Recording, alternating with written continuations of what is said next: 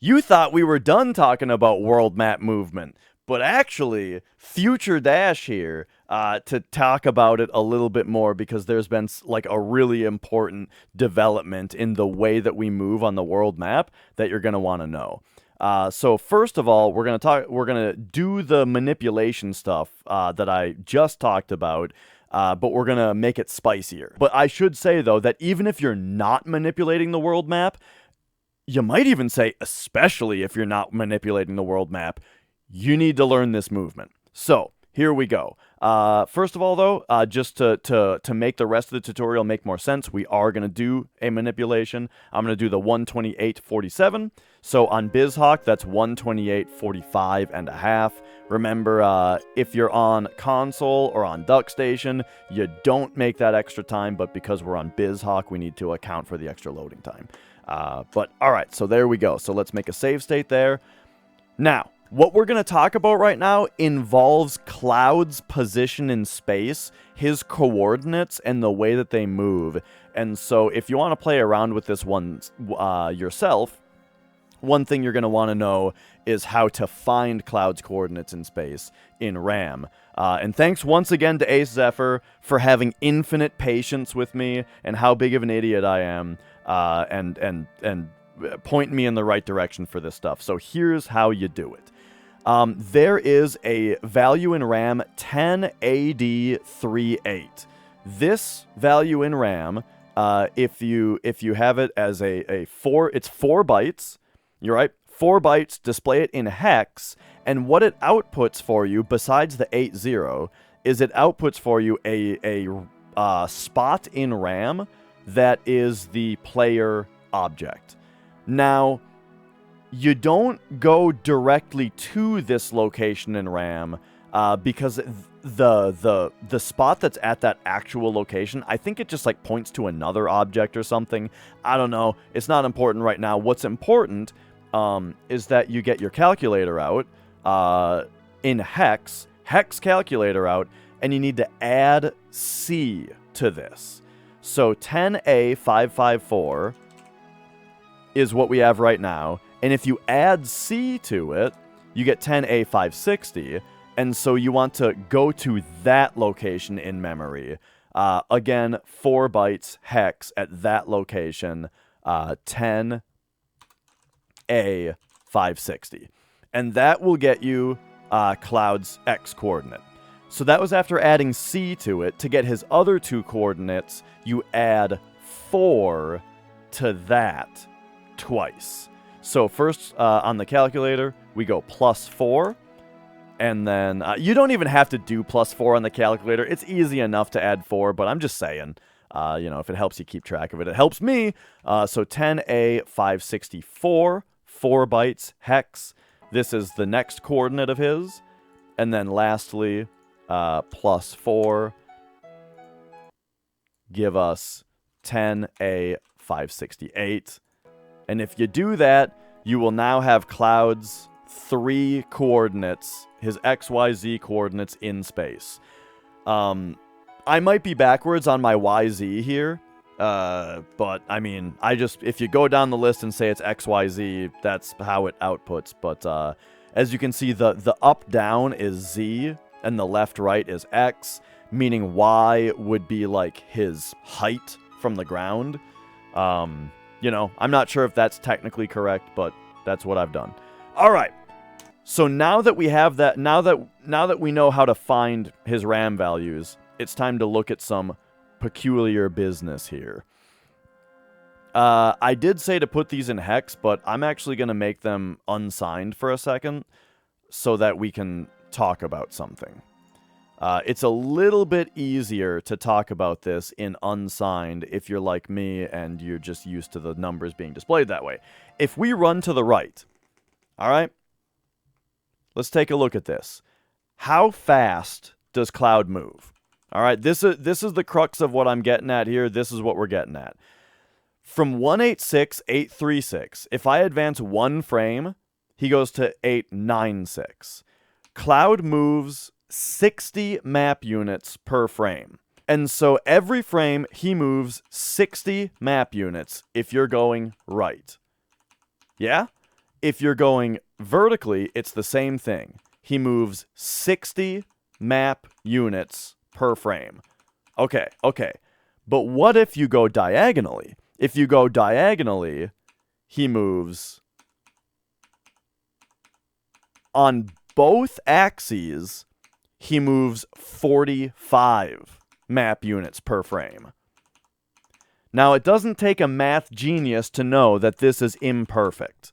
If you got a line, right, and the length of your line is 60, okay, but if we're talking about diagonal, right, and Cloud is moving 45 on each of those, the resulting diagonal line, the actual total movement that Cloud moves is actually greater than 60. We can tell you exactly what it is here. 45 squared plus 45 squared.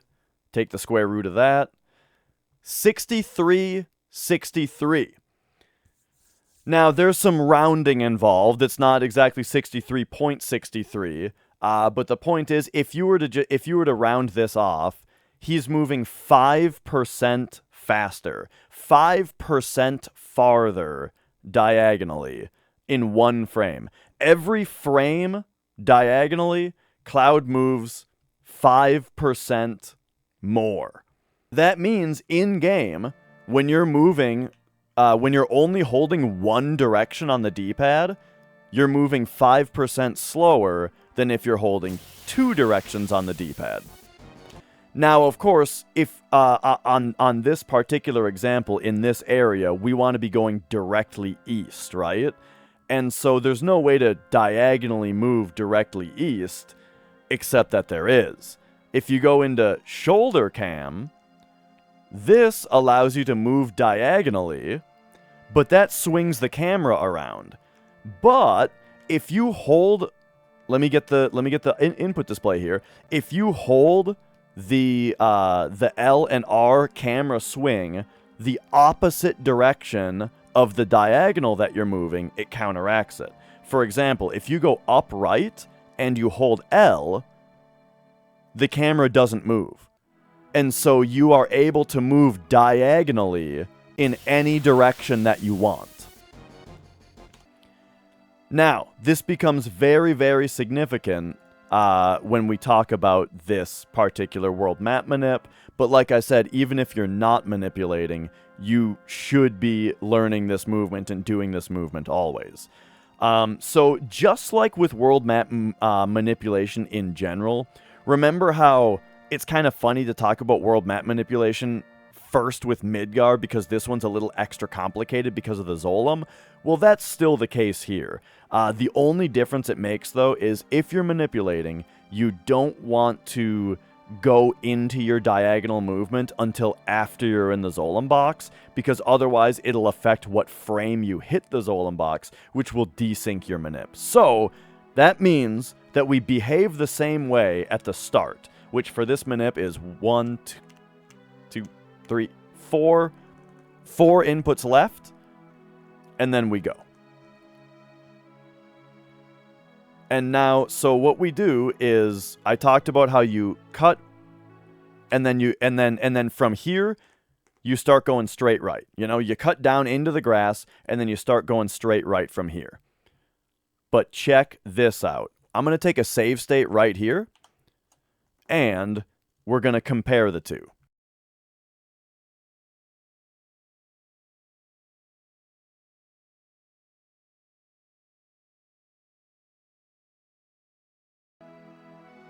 And there we have it. So notice on this example, our danger is 2048 when we reach the barn with 7 fractions. 2048 with 7 fractions. All right? So now, let's take the example if we do the new movement starting here. So the way that I do it is I start the movement by just holding R and L. By holding R and L at the same time, what that's going to do is it's going to put us into shoulder cam, but it's not going to swing in either direction by virtue of the shoulder buttons because I'm holding both of them. It's only going to put it in the shoulder cam. But because I'm holding right on the D-pad, it is going to swing the camera right.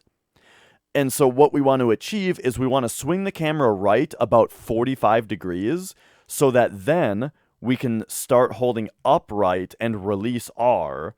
And then this upright with left camera swing is going to make it so that we are running directly east, but using diagonal movement, which is going to be 5% faster.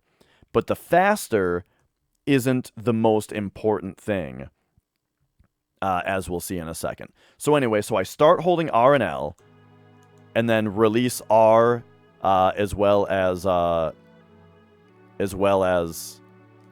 switch to upright movement. And if I feel like swinging the camera left a little bit, you can do that. I'll talk about the controls for moving the camera in a moment. Alright, so we actually got a different fight here because of the, because we made it to the grasslands area instead of still being in Midgar.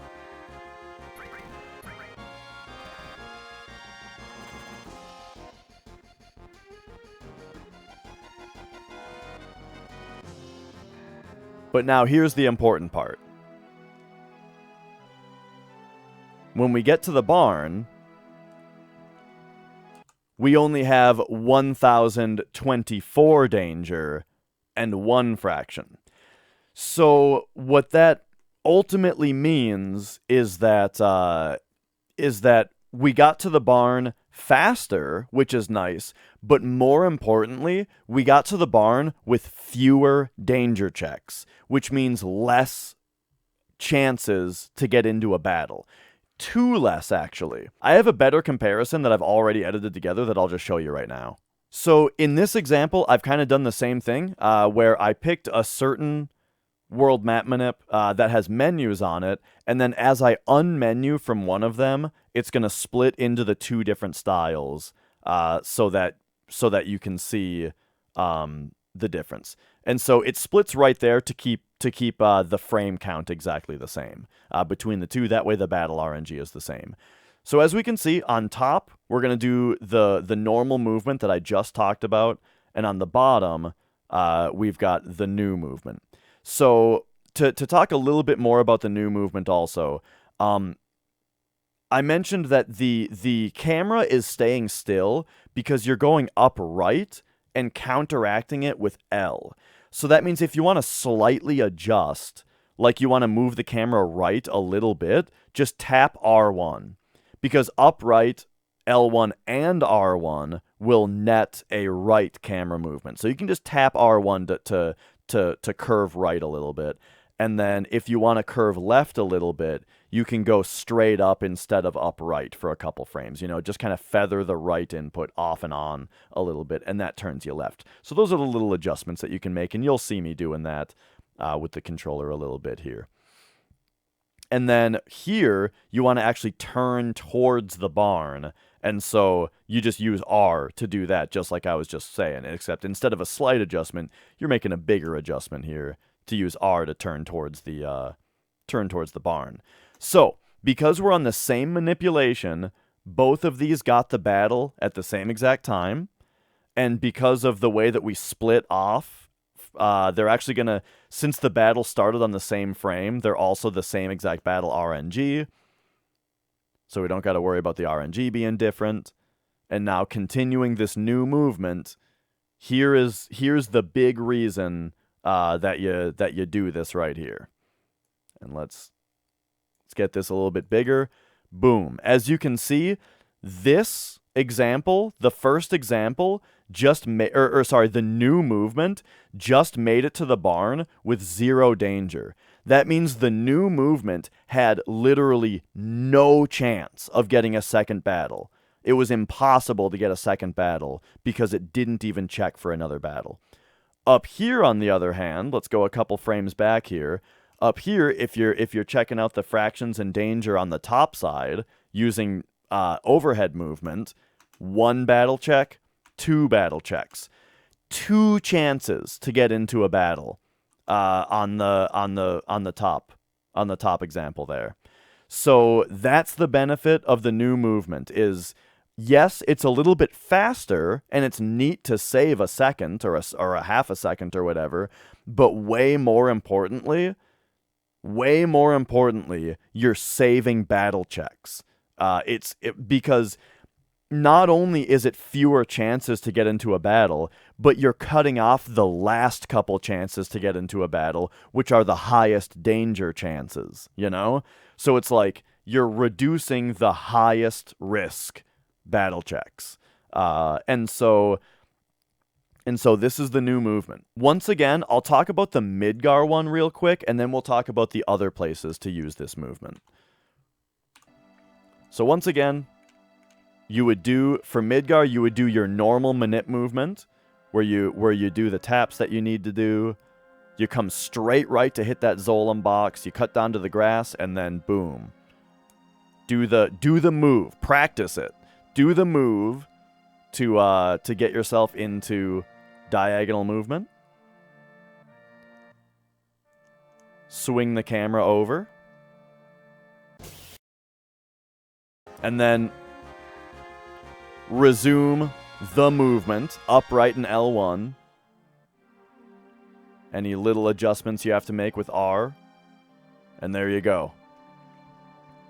And that's the movement for Midgar to save 2 battle checks. The next big world map traversal, I mentioned that especially if you're not manipulating, you should be considering a better world map traversal, the diagonal movement. Here's a perfect example, something that we can't manipulate. So, Kalm skip movement. So the way that we're going to show this is I'm going to set my fractions to -10,000. This was another ace idea. This way you can test how your movement is without getting into any battles. So here's what you can do is for this movement, if you haven't been to this part of the tutorial yet, then come back to this episode later. Maybe or to refresh yourself, because I'm gonna talk differently during the tutorial. What we're gonna say is, if you come down this way, the recommendation was to go straight left.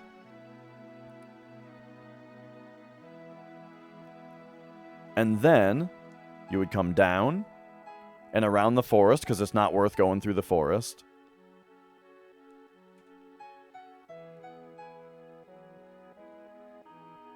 And cutting up through the dirt right there, down there, and there you go. And so we ended at 9179. So that took 821 frames to get from the Chocobo to Junon. But now, the new world map movement, if you do the diagonal movement, what I do is, once I'm in the mountain, I do the move into diagonals, and now this gets a little bit different. I swing left and go around the bottom of the forest. Don't really worry about whether or not you go in there or not. You just always go below it. And then up through the dirt right there is enough little bit of dirt. And then we get in there. 9225. That was even just a tiny bit sloppy. That took 775 frames. That means that we saved 46 frames, right? 46 frames, which, again, even more important than the fact that that's a second is the fact that that is 2 battle checks. And if you're a little bit tighter, you might even save 3 battle checks. It's so important. And yeah, so this is how I've been doing this movement in runs now. And I've had great success with it. We go out this way. You turn left a little bit. Try to be tight on the bottom of the forest here.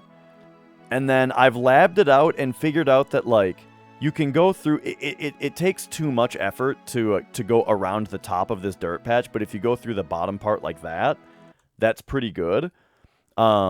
Like, it generally, it might not give you a danger tick of dirt, but even if it does, it's better than going all the way around. And then on this part, instead of going up tightly up here, you're in the dirt all the way if you're tight on the top here. So I try to point cloud more down here to go into this grass right there. And then as I'm over there, at that point I use R2 L2 to switch back to overhead camera and go straight up. And that time I think I saved another 10. Did I save another 10 frames on that one? 9235. So that was 765 frames that time, which was 56 frames saved. And so that one actually saved 3 battle checks. So yeah. So that's the diagonal movement. Let's talk about other spots still. So the thing I said about L2 R2 to switch back to overhead cam before you actually enter Junon, that's actually super important because the next world map segment is coming out of Costa del Sol. And coming out of Costa del Sol, you are in, you'll still be in shoulder cam if you don't do that. So there's 2 fixes for this. Either do what I do, which is to hit L2 or R2 to switch back to overhead cam as you go into Junon, then you're in overhead cam coming out of Costa del Sol. Or when you're coming out of Costa del Sol and you're still in shoulder cam because you didn't do the R or L or R2 or L2 press, and you're holding down left, the way to make the camera not go all wacky when it's starting out in shoulder cam is to also be holding R to counteract it, right? But I like to just reset to overhead cam so I don't got to worry about that. Alright, so speaking of Costa del Sol, this place also has some diagonal stuff. It works a little bit differently, though, and there's actually another aspect of this to talk about here. So first of all, this one you're already moving diagonally at the start, so you're already going optimally. But now, if you would like, you can do the movement like this to start doing this part that way. But here's another thing. Here's another wacky and wild aspect of this whole world map movement tech here. Let me show you something. Let's go over to the bridge here. And I would like to show just another aspect of this. If we were to take a save state right here, right, and then I pause it. If I just hold left for, let's say, 40 frames. If we went straight left from that starting point, Cloud ends up, you can see visually he's about right here. And his point in space is 118233. If we were to hold up left from the same spot, check this out.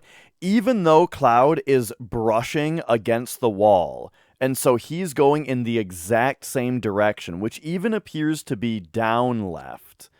If we hold up left, we hold a diagonal against this wall instead of straight left, we can see Cloud is further on the bridge, and he went further along in the world. Now, this is a tiny, tiny amount, right? This is a tiny, tiny amount, but this is only 40 frames. My point here isn't like about this bridge specifically. My point is that even if you're using overhead cam, diagonal movement is always faster.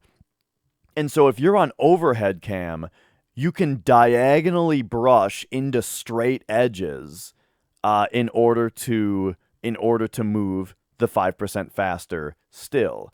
And just to throw this out there, by the way, this is not true on fields. On fields, brushing diagonally against something straight will not move Cloud any faster.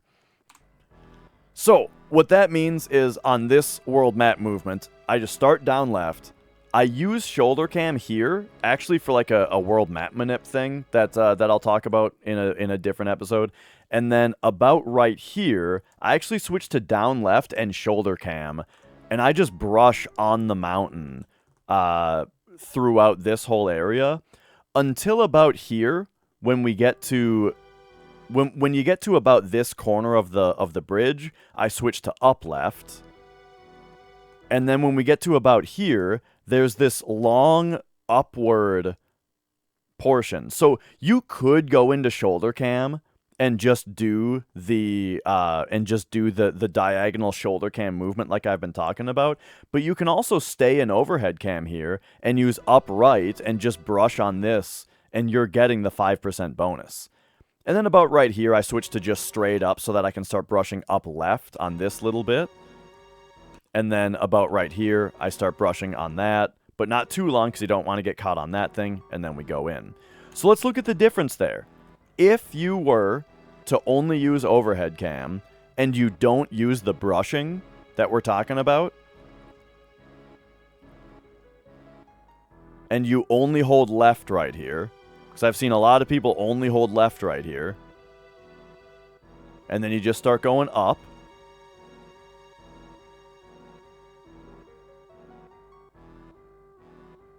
and you go in, we're looking at 9325. So now, if I'm not even going to use the fancy shoulder cam move over to the mountain. If you only incorporate down left movement, brushing into this mountain right here, up left, brushing into this bridge, up right, brushing right here, up left, brushing right there, and up left into that. That is 9350, and this is negative, right? So that's better. So that's 25 frames saved, which is a battle check. That saves one. Just making that simple adjustment on the way that you move to brush into the walls, that saves an entire battle check. So another spot where this is useful is the tiny Bronco. Now on the tiny Bronco, the shoulder cam movement like this is faster. You do get the benefit here. But the thing is, at least for me personally, I really only care about the battle checks being saved. I don't really care about the 5% speed all that much. So personally, when I'm on the Bronco and you're not getting into battles anyway, I'll make an attempt to do the brushing that I just talked about. Like down right into this as we go by, down right into this, you know. I'll do that amount of brushing, but I'm not going to go so crazy as to go into shoulder cam. Partly because I think that, like, the wobbliness of it, you know, might not even save time in the first place. But now we get into this part, though. This is an even more important part, which is the run up to Corel. After coming off of the Bronco, if you were to run straight up, you know, this is another one of those world map sections that, like, manipulation on is a little weird. And so here we got 9382 if you were to go straight up. But if, as you're going straight up, just start holding R, and when the camera swings 45 degrees, start moving up left instead of just up. So you're going up, but use R, and then add left once it's about 45 degrees. And you can do your little adjustments, you know, release and repress left if you want to move the camera right a little bit. Tap L if you want to move the camera left a little bit.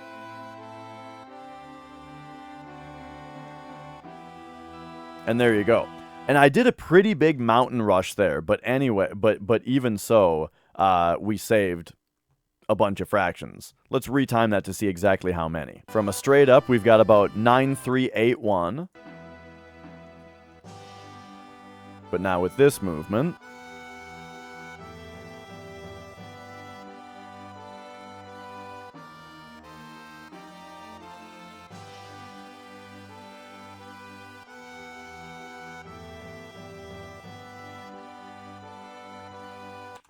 we got 9417.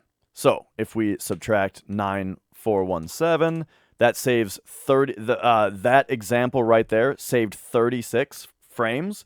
Once again, that means 2 battle checks were saved. And again, I cannot stress enough, it's not just the fact that it's 2 battle checks, it's the 2 battle checks where your danger would have been the highest, you know? So the 2 battle checks that were the most likely to get you a battle are the 2 that you save. One thing that's kind of funny is that if you've already learned the Rocket Town manipulation, then you've already done this movement and you might not have even realized it. the Rocket Town world map manip, if you hold R the whole time, and then you do this move right here, this is the movement. So, like, I had already been doing it here without even realizing how beneficial it was. And lastly, for individual world map traversals where this is important, this one, it's extremely important because this is such a long traversal. If you don't do it anywhere else, please do it here. I mean, actually, I would say the one up to Mount Corel where there's the chance for jokers is just as important. But this one it's so easy and it's so important. So this one, I start off going down left, right? You can use overhead cam because you're already going diagonal. It's totally fine. And then you see the lines, like you can see these squares, right? I go down to about this one. And then once you're here, switch to just left, but use R and L and swap over to this type of movement. And then this whole traversal, it saves so much. You know, kind of direct yourself towards this corner. Now on this part, though, once I get to about here, I actually do switch back to overhead cam. Because with the world map manipulation that we'll talk about, you want to make sure that the last thing you pressed was just left, and then the first thing that you pressed is just right, to make sure that your manip is synced. And then here, I do the brush. So I start holding down right to brush against the bottom of this thing to get that faster movement until I'm here, at which point I switch to upright. And so let's show the difference once again here, where if you go just left, sorry, down left into just left,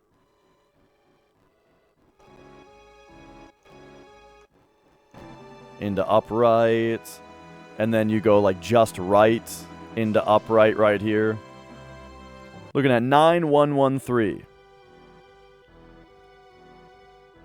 But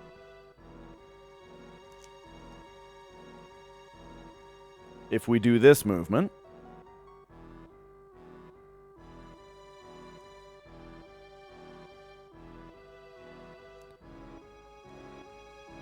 turn that camera a bit, back to this cam.